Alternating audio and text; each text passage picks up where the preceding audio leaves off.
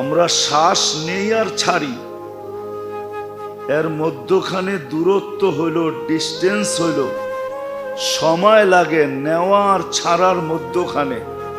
ছাড়লাম আর নিলাম, এর মধ্যখানে দূরত্ব হইল আধা সেকেন্ড। এরকম বিজ্ঞান বলে ন্যানো সেকেন্ড, এরকম আধা সেকেন্ডের থেকে কম। এতগুলা মানুষ কিন্তু আমরা শ্বাস নিতেছি আবার ছাড়তেছি, তাই না? আমরা যেটা ছাড়তেছি ওটা বিষ, ওটা কি দূষিত বিষ। নিতেছি যেটা পিওর, ঠিক না? এই আধা সেকেন্ডের ভিতরে আমরা যেটা ছাড়লাম ওটাকে দূরে সরাইলো কে? আবার পিওরটা আমার নাকের নিচে দিল কে?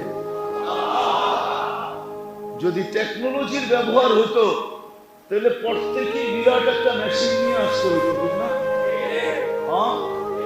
মসজিদের দেওয়াল দুয়াল যা আছে, জানলা সালনা, এখন তো এসি ছেড়া রাখছেন, সব বন্ধ, সব কিছু খুলে দিতে হইতো, ঠিক না? কেননা দ্রুত পাস করতে হবে, দ্রুত বাহির করতে হবে, আবার দ্রুত নিয়ে আসতে হবে।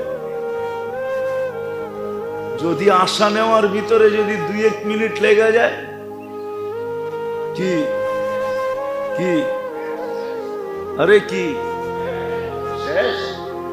মানেন? মনে হয় মানেন না। তাহলে বোঝা গেল কুদরত দিয়ে আল্লাহ সুরক্ষিত করে। আজ পর্যন্ত কেউ অভিযোগ করতে পারে নাই, চাই সে সাহারার মরুতে হোক, সেও অভিযোগ করতে পারে নাই যে আমি যেটা টানি ওটা পিউন না, আমি যেটা ছাড়ি ওটা দূষিত, আমি যেটা টানি ওই অক্সিজেন নেই, এটা পিউর। আল্লাহ কুদরত দিয়ে করতেছেন। আর যদি সুরক্ষা না করতেন তাহলে 1 মাসের মাথায় আমাদের সবাইকে হাসপাতালে যেতে হতো। কেন আপনি দূষিতটা কতক্ষণ টানতে পারবেন?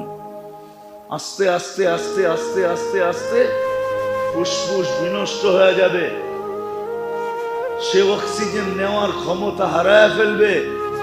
একদিন আপনি আর আমি মৃত্যুর কোলে ঢোলা পড়ব। তো বিজয়, যেটা বুঝাইতেছিলাম, মানুষ নিয়ে দুনিয়া নিয়ে আমার আলোচনা না, আমার আলোচনা তো হলো আল্লাহ নিয়ে, রসুল নিয়ে। আমার আলোচনা হলো আখেরাত নিয়ে, দুনিয়া নিয়ে আমার আলোচনা না। কিন্তু বুঝানোর জন্য টাইনা নিয়ে আসলাম। মানুষ মানুষকে মূল্যায়ন করে, মানুষের কাছে মানুষ মূল্যায়িত হয় দুনিয়ার বস্তুর মাধ্যমে। কিন্তু রব্বে কাবার কসম, যিনি আমাদেরকে অস্তিত্ব দিছেন আর সুরক্ষিত করেন, ওই আল্লাহর কাছে মানুষ মূল্যায়িত হয় আমলের দ্বারা। যার যতটুকু আমল, যত কোয়ালিটি ভালো, যত উন্নত, যত বেশি, আল্লাহর কাছে সে মূল্যায়িত তত বেশি, দামি তত বেশি। কেন আল্লাহ বয়স দেখেন না, বয়স দেখেন না, বয়স হ্যাঁ একটা সময় পর্যন্ত দেখেন, সেটা হলো বাচ্চার কথা ভিন্ন, প্রাপ্ত বয়স্ক না হওয়া পর্যন্ত ভিন্ন কথা। তখন তো কলম উঠানো থাকে, তার বিরুদ্ধে কিচ্ছু লেখা হয় না, পক্ষেই লেখা হয়, বিরুদ্ধে কলম যায় না। সে যে নেক আমল করে সব মা বাবার আমল নামায় কবুল যাইতে থাকে, মা বাবার আমল নামায় যোগ হইতে থাকে। যদিও আমরা বুঝতে চাই না, এটা আবার আলাদা আলোচ্য বিষয়। তাইলে এই বিষয়ে আলোচনা করতে হবে যে আমাদের সন্তানদেরকে কোন বয়স পর্যন্ত আমাদের সুরক্ষা করা উচিত। যদি আমি এই কথার বিশ্বাস করি যে সন্তানের আমলনামা আমার আমলনামায় যোগ হবে, নেক আমল আমার আমলনামায় যোগ হবে, এই সন্তান আমার কাজে আসবে, তো তাইলে একটা সময় পর্যন্ত এদের জীবন আমাদের সুরক্ষা করা উচিত। কিন্তু আফসোস বুঝে আসে না বিদায়। মাখনময় সময়টা, মাখনময় বলা কম হবে, মধুময় বলাও কম হবে। সবচেয়ে দামি সময়টা আমার সন্তানের যেটা, এটা আমি বিনষ্ট করি। বলবেন ওই সময়টা যদি না দেই তাহলে স্কুল কলেজে পড়বে, তো পড়বে কি করে?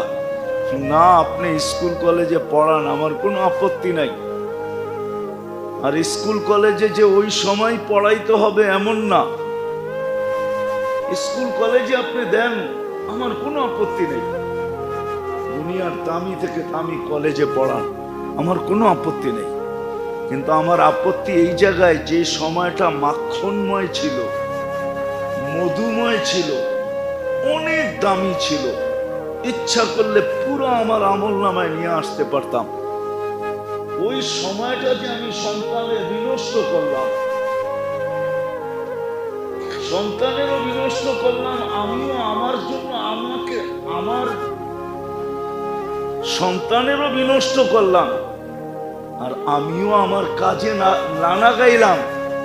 নির্বোধের পরিচয় যে দিলাম যে আমি নির্বোধ, আমি নির্বোধের যে পরিচয় দিলাম, বুদ্ধিহীনতার যে পরিচয় দিলাম, আফসোস হলো এটা নিয়ে, আর কিছু নিয়ে আফসোস না। তো যেটা বুঝাইতেছিলাম মেরে দোস্ত, আল্লাহ করুক বুঝে আসুক, আমাদের সকলের বুঝে আসুক যে আল্লাহ আমাদেরকে অস্তিত্ব দিছেন, যিনি আমাদেরকে সুরক্ষা করতেছেন, যিনার কাছে আমরা অচিরেই সবাই চলে যাব। ওই আল্লাহর কাছে মানুষের মূল্য, রব্বে কাবার কসম, দুনিয়ার যা দ্বারা মানুষ মূল্যায়িত হয় সেটাকে বংশ বলেন, বুলি বলেন,